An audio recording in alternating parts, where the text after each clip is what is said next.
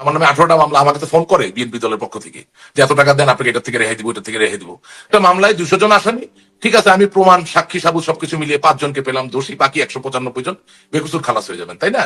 তো এটা তো আমরা করেছি, আজকে তো তার জন্য আমরা ভুক্তভোগী। যখন মামলা হয়ে গেছে আমাদের সময়ে 50,000 60,000 মামলা, এক একটা মামলায় 200-300 জন করে আসামি, তখন আমার দলের নিযুক্ত যারা পিপি ছিলেন, মানে পাবলিক প্রসিকিউটর যাকে বলা হয় বিভিন্ন জেলায়, তারা তো জামিন বাণিজ্য মামলা বাণিজ্য করেছেন, এখানে তো কোনো মিথ্যা নাই, এটা অস্বীকার করার কোনো সুযোগ নেই, আমাকে এটা স্বীকার করে আসতে হবে। এবং এই এই মামলা বাণিজ্য, এই জামিন বাণিজ্যের কারণে কিন্তু আজকে বাংলাদেশ আওয়ামী লীগের কোটি কোটি মানুষের অত্যাচার ভোগান্তির কারণ।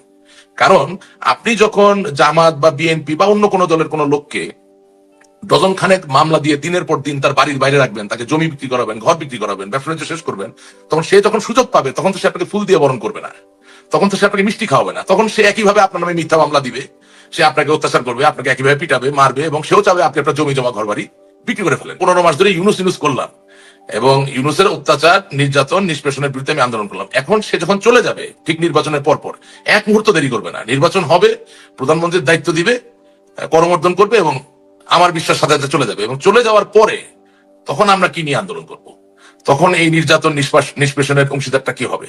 তখন কি নতুন করে আমরা কাউকে এর অংশীদার বানাবো? এটা আমার একটা প্রশ্ন, এটা আমার মাথায় ঘুরে। মামলাটা মিথ্যা, কোনো সন্দেহ নাই, কিন্তু মামলা যিনি রুজু করছেন তিনি তো মিথ্যা না, তিনি একজন জীবন্ত ব্যক্তি। না মামলা, সব মামলা যে মিথ্যা এটা আপনি বলেন কিভাবে? না, মামলা মিথ্যা কেন? মামলা মিথ্যা হবে না? আমার নামে 18টা মার্ডার কেস, আমি কোথায় মার্ডার করলাম ভাই? মিথ্যেই তো। আমি যেটা সত্য সেটাকে না বলছি, মানে সব তো আর মিথ্যা না। না, সব কেন হবে? অবশ্যই খুনি, ডাকাত, চোর, ধর্ষণকারী তো বিএনপিতে আছে, আওয়ামী লীগে আছে, জামাতে, সব জায়গায় আছে। যে ইউনুস যখন চলে যাবে তখন এই মামলাকারীরা তারা কি ইউনুসের লোক হিসেবে পরিচিত হবে, নাকি তারা বিএনপি এবং জামাত বা আমাদের বিরোধী যে রাজনৈতিক শক্তি তাদের লোক হিসেবে পরিচিত হবে? অর্থাৎ 15 মাস ধরে আমরা যে ইউনুস করলাম, তাহলে কি কোনো না কোনো ভাবে যারা আমাদের নামে এই মামলাগুলো দিল, যে এই মামলাগুলোর কারণে আমরা পলাতক বা নির্যাতিত বা জেলে, তারা কি এক ধরনের দায় মুক্তি পেয়ে গেল কিনা? ডক্টর ইউনূস থাকতে থাকতেই তো নির্বাচন হয়ে যাবে, এটা পরিষ্কার। এটা পরিবর্তন বা আটকানোর কোনো সুযোগ আর নাই। বর্তমান সরকার এবং আওয়ামী লীগ ছাড়া অন্য সকল দলই মোটামুটি নির্বাচনী একটা ট্রেন বলেন বা নির্বাচনী একটা আবহে নিজেদেরকে প্রবেশ করিয়েছে, সুতরাং এর থেকে বেরিয়ে আসার সুযোগ নাই। আমি আমার চোখে যেটা দেখছি যে ডক্টর ইউনূস নির্বাচনটা করে দেওয়ার পরে উনি আসলে, যেটা আমি বুঝতে পারছি ওনার বডি ল্যাঙ্গুয়েজ বা কথাবার্তায়, উনি খুব মনে প্রাণে চাচ্ছেন যে কোনো ভাবে নির্বাচনটা হয়ে গেলে তিনি বলতে পারবেন যে বাংলাদেশের প্রতি তার ঐতিহাসিক যে দায় ছিল, সেই দায়ের একটা বৃহৎ অংশ তিনি পালন করেছেন, সেই জায়গাটায় তিনি যেতে চান। আর দ্বিতীয় যেই ব্যাপারটা তিনি একটা ঘটনা ঘটাচ্ছেন, যেটা আমাদের অনেকেরই রাজনীতির চোখের বাইরে চলে গেছে, সেটা হচ্ছে যে বাংলাদেশ একটি অনন্য স্বাধীন দেশ। 1954 সালে আমাদের স্বাধীনতার ইতিহাসটা একটু ব্যতিক্রম অন্যান্য দেশের তুলনায়। আমাদের স্বাধীনতা যুদ্ধ, বঙ্গবন্ধুর নেতৃত্ব, জাতীয় 4 নেতার নেতৃত্ব, এবং অগণিত শত শত হাজার হাজার লক্ষ লক্ষ মুক্তিযোদ্ধার যে আত্মাহুতি এবং মা বোনদের সম্ভ্রম দেওয়ার যে ঘটনা, এটা আসলে পৃথিবীর সব জায়গায় তো পাওয়া যায়, বিরল। সেই জায়গা থেকে একটা খুবই ডেমোক্রেটিক্যালি ক্রিয়েটেড কান্ট্রি, বাংলাদেশের স্বাধীনতা ইতিহাসের সবচেয়ে বড় ম্যান্ডেটটা ছিল একটা 1970 সালের নির্বাচনের যে রেজাল্ট। এই ডেমোক্রেসির উপর ভিত্তি করে যে দেশটা স্বাধীন হয়েছে বঙ্গবন্ধুর নেতৃত্বে, এটা বিজয়ের মাস বলতে হয়। সেই দেশের 54 বছর ধরে বাংলাদেশের শ্রমজীবী, আপনি নিজেও জানেন, আপনি নিজেও একজন সম্মানিত প্রবাসী, যুক্তরাজ্যে থাকেন, প্রায় 2 কোটির কাছাকাছি মানুষ তাদের জীবন জীবিকার কারণে বাংলাদেশের বাইরে থাকেন, কিন্তু বাংলাদেশকে ভালোবাসা বন্ধ করেননি। তারা বাংলাদেশকে ভালোবাসেন, বাংলাদেশের সম্পর্ক আছে, এবং প্রতি বছর আল্লাহ তাআলা রহমত দানকারী, তারা তাদের রক্তকে ঘামে পরিণত করে তাদের এই শ্রমের মাধ্যমে বিলিয়ন ডলার, $40 বিলিয়ন বেশি তারা বাংলাদেশের জন্য পাঠায়।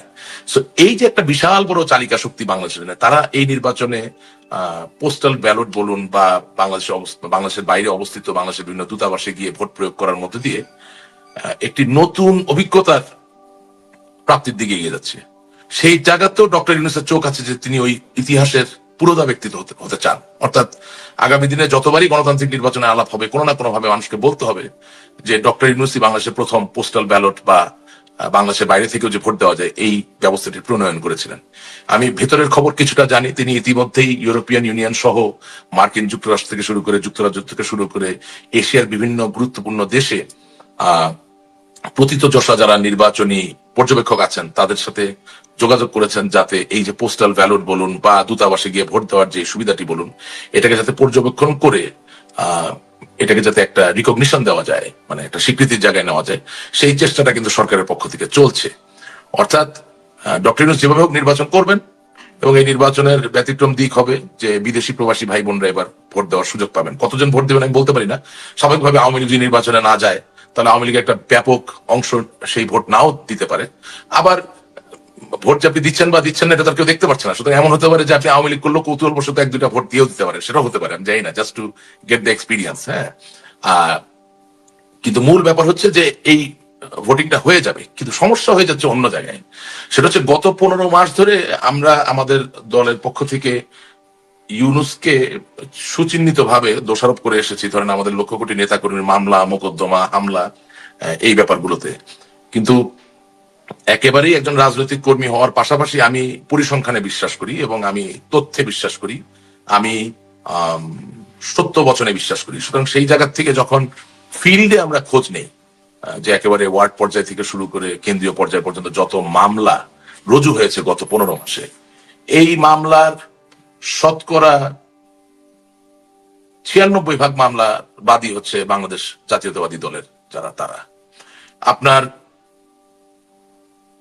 3% মামলার বাদী হচ্ছে জামাত ইসলামী, এবং বাকি 1% হচ্ছে রাষ্ট্রবাদী হিসাবে।